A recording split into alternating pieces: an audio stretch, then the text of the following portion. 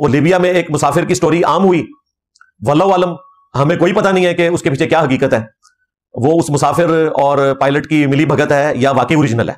ہمارے پاس تو کوئی انسٹرومنٹ نہیں چیک کرنے کا، کیونکہ وہ پائلٹ جو تھوڑی دیر پہلے تک تو اس کو بٹھانے کے لیے تیار نہیں تھا، ایک دفعہ جہاز واپس آیا اس کے ساتھ تصویریں کھنچوا رہا ہے. تو ایسی کون سی چینج آ گئی ہے، واللہ عالم ہمیں نہیں پتا. چلیں ہم ان کے کہنے پہ اسے کرامت مان لیتے ہیں. اس طرح کی کرامت تو ہو سکتی ہے کہ اللہ تعالیٰ کسی کے ساتھ کوئی حوصلہ افزائی کا معاملہ فرمائے، اس پر اپنا کرم فرما دے، اس کا اکرام کرے. کر کے اس نے بھی کچھ نہیں دکھایا، اس نے یہ نہیں کہا کہ بھی جہاز واپس آ کے مجھے لے جائے گا، میں نگاہ ماروں گا تو دوبارہ واپس آئے گا.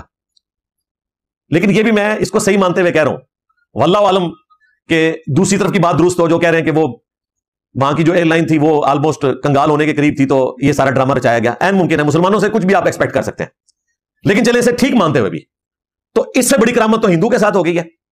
ایئر فلائٹ جو 171 ہے اس میں 11 نمبر جو سیٹ تھی، 11ویں والے سرکار نہیں، 11 نمبر سیٹ، اس پہ جو شخص بیٹھا ہوا تھا وہ 242 مسافروں میں سے اکیلا بندہ بچا ہے اور وہ ہندو ہے. تو یہ تو اس سے بھی بڑی کرامت ہو گئی ہے. تو وہ کسی کے ساتھ بھی ہو سکتی ہے، اس قسم کا معاملہ کسی کے بھی ساتھ ہو سکتا ہے. اس کو جان بوجھ کے کوئی اس طریقے سے دیو مالائی قصے کہانی بنا کے پیش کرنا، ویسے اس کی بھی ٹیکنیکل ریزن ہے. اللہ تعالیٰ نے جس کی موت مقرر کی ہوئی ہے وہ تو آ کر رہے گی، باقی دنیاوی اسباب بھی اللہ تعالیٰ نے رکھے ہوتے ہیں. وہ جس جگہ پہ بیٹھا تھا نا، وہ جہاز کا سب سے مضبوط ایریا ہوتا ہے، فیوزلاج اور اس پر کا جوائنٹ، ایگزیکٹلی اس جوائنٹ کے فوراً بعد وہ بیٹھا ہوا تھا.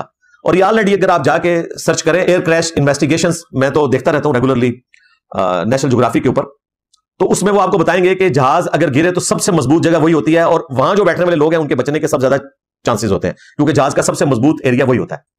اور وہ بندہ اسی جگہ پہ بیٹھا ہوا تھا، اور بائی چانس رائٹ والا حصہ جو ہے میڈیکل کالج کی بلڈنگ پہ لگا، اور لیفٹ والا حصہ جو ہے وہ اس کے گراؤنڈ فلور پہ جا کے لگا.